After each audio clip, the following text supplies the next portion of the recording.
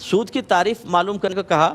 دیکھیں سود کی تعریف یہ ہے کہ سود اس زیادتی کا نام ہے جسے مالی معاملہ کرتے ہوئے مشروط ٹھہرا لیا گیا ہو. اچھا. اور وہ زیادتی کسی چیز کا بدلہ نہ ہو. اچھا. جیسے خدا نہ خواستہ کوئی کسی کو 1,00,000 دے اور کہے کہ جب واپس لوں گا تو 1,10,000 لوں گا. جی جی. یہ دیکھیں مالی معاملہ کرتے ہوئے شرط ٹھہرا لی اور یہ 10,000 کس کا عوض ہے؟ کسی کا بھی نہیں. تو لہٰذا یہ سود ہوگا. اب اس سے جواب مل گیا اگر کوئی اسلامی ریاست بھی ہے لیکن وہ آپ کے اسی طرح قرض رکھے ہوئے پیسے کے اوپر آپ کو منافع دے رہی ہے تو اس سود کی تعریف میں آتا ہے. خالی اسلامی ریاست یا اسلامک بینک نام رکھ دینے سے سود جائز تو نہیں ہو جائے گا.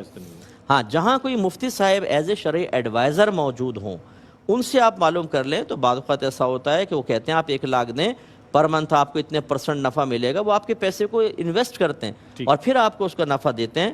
ان کے ذریعے آپ کر سکتے ہیں. دوائیوں سود کے کپڑوں کے حوالے سے پوچھا. اچھا سود کے اگر انہوں نے کہا کہ بالکل سود تو حرام اور گناہ کبیرہ ہے. اگر اس کو تو سود کا استعمال ہی منع ہے اور اگر کپڑے پہن کے نماز پڑھی تو ایک روایت کے مطابق وہ نماز قبول نہیں ہوگی. فرضیت سر سے اتر جائے گی لیکن اللہ کی بارگاہ میں وہ نماز قبول نہیں ہوتی جو حرام کپڑا پہن کر استعمال کی جائے. ایسے حرام ادا کی جائے. اسی طرح حرام پیسے سے جیسے حج ادا کرنا تو وہ اللہ کی بارگاہ میں مقبول نہیں ہوتا. ٹھیک ہے. کالر